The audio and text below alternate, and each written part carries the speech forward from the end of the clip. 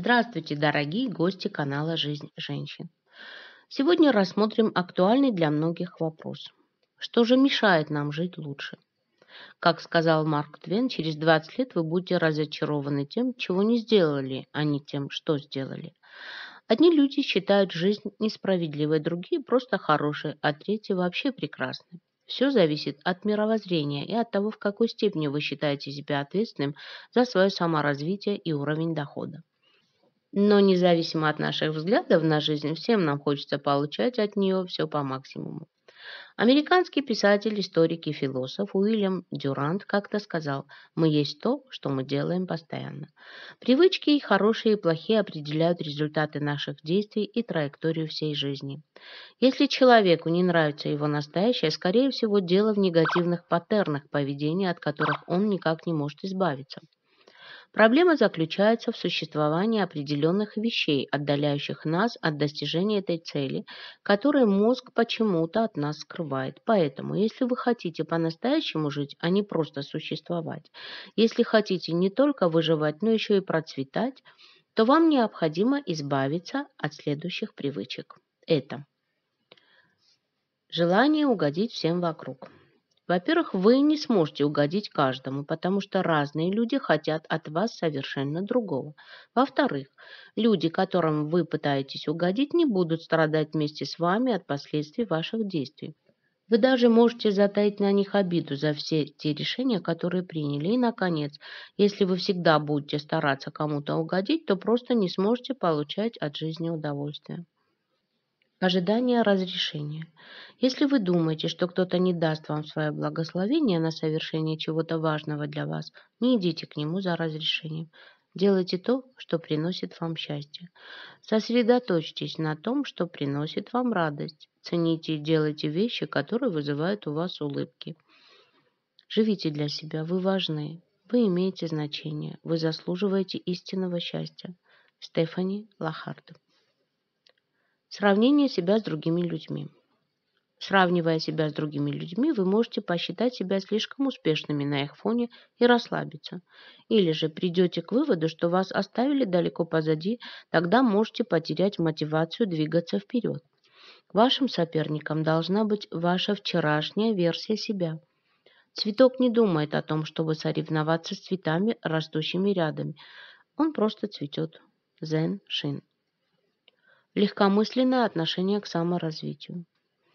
Джим Рон как-то сказал: формальное образование принесет вам хлеб, а самообразование сделает вас богатым. И это правда. Неважно, кто вы: врач, пытающийся вылечить каждого пациента, бизнесмен, который хочет побыстрее обойти конкурентов, или человек, который просто хочет быть счастливым, есть множество обучающих книг, способных сэкономить вам годы усердного труда и избавить от горьких жизненных уроков, как говорится, знание – сила. Боязнь неудач. Многие люди боятся неудач, но любая неудача – это источник опыта, который учит всему необходимому для достижения успеха. Неудач легко избежать, если вы практикуете самообразование или, как его еще называют, обучение на ошибках прошлого. И, наконец, справиться со страхом можно, если вы готовы жить с возможностью неудачи и планируете учиться на своем опыте, чтобы стать умнее. Ожидание подходящего времени. Если сидеть и ждать, это время может никогда и не наступить. Пройдут недели, затем месяцы и даже годы, но вы всегда будете находить оправдание своему простою. А затем вы начнете жалеть о том, что столько ждали. Подходящее время наступило уже сейчас, когда у вас есть мотивация. Счастье нельзя найти, его нужно создать. Если вы это сделаете, то спустя годы будете рады, что решили сделать первый шаг. Искать причину всех бед в ком-то. Если бы не они, родители, начальники, дети и так далее, я бы обязательно был успешным и богатым. Знакомо? Обвинить других, найти кучу оправданий и обстоятельств для оправдания своей лени и бездействия. Надо осознать, что вся причина в нас самих, и надо принимать ситуацию, начать менять то, что не устраивает, и благодарить за все, что уже есть. Жалость к себе. Жалея себя, мы скрываем свои недостатки, которые не допускают нас к лучшей жизни. От жалости к себе денег в кошельке не прибавляется. Может, и найдутся люди, которые вас пожалеют и помогут, но от этого вы лучше жить не станете. Действовать наверняка, цепляясь за стабильность. Человек с мышлением бедняка всегда цепляется за иллюзорную стабильность, живя от зарплаты до зарплаты. Пусть небольшой доход, но стабильный. Рискнуть и потерять стабильность он считает глупым. Давайте честно ответим, хватает ли вашей зарплаты на самую лучшую жизнь? Обращать внимание на мнение окружающих. Человек с мышлением бедняка тратит много времени и сил, чтобы не опуститься в глазах других.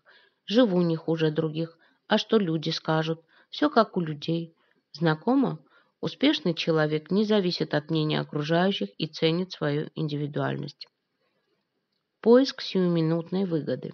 Бедный человек хочет все и сразу, не познавая новое и не прилагая усилий, как правило, не готов трудиться долгое время для достижения цели. Хочет вложить минимум денег и минимум времени и получать миллионы. Тратить время впустую. Бедный человек ищет, чем забить свое время, работая по дому, на даче, пустым сидением в интернете, играя в игры, всем тем, что отдаляет его от лучшей жизни. Жить чужой жизнью. Бедняки часто проецируют жизнь успешных людей на себя. Но универсального рецепта успеха нет. Каждый, кто добился успеха и богатства, прошел свой уникальный путь и обрел колоссальный опыт. Но объединяет этих людей то, что они приложили усилия, терпение и действовали несмотря ни на что. А еще мы очень любим жить жизнью детей и внуков, порой мешая их развитию и никак отпустить не можем. А когда же заняться своей, когда же начать получать удовольствие от жизни и уйти от суеты? Лучше, конечно, здесь и сейчас. Пришло время замечательных перемен. И в заключение вот такая история. Однажды сотрудники одной крупной компании нашли на двери своего офиса записку. Человек, который вам мешал развиваться, вчера скончался. Приходите на похороны. Все были шокированы этой новостью, но в тот же момент задались вопросом, о ком же идет речь. Офис гудел, работники пытались понять, кто же тот человек, который мешал их прогрессу. А с другой стороны, они думали, раз этот человек умер, то больше никто не будет стоять у них на пути. Придя на похороны в назначенное время, они подходили к гробу. Увидев, что в нем, люди замирали. В гробу лежало зеркало, в котором каждый из них мог увидеть себя. Рядом с зеркалом лежала записка. Есть только один человек, который мешает вам жить, как в сказке. И это вы сами. Только я сама могу изменить свою жизнь. Только в моих руках ключи к счастью и успеху. Важно лишь то, что вы знаете, чего вы хотите от жизни. Вам необходимо определить для себя, что вы понимаете под счастьем и успехом. А что для вас означает успех? Используйте свой ответ, чтобы разработать план для его достижения. Это сделает вашу жизнь гораздо проще, а процесс принятия решений быстрее. Поэтому в следующий раз, когда перед вами встанет необходимость принять очередное серьезное решение, спросите себя, приближает ли это вас к цели или наоборот, отдаляет от нее. Напишите, пожалуйста, в комментариях, что вы думаете по этому поводу. Если тема понравилась, подпишитесь на канал и жмите на колокольчик.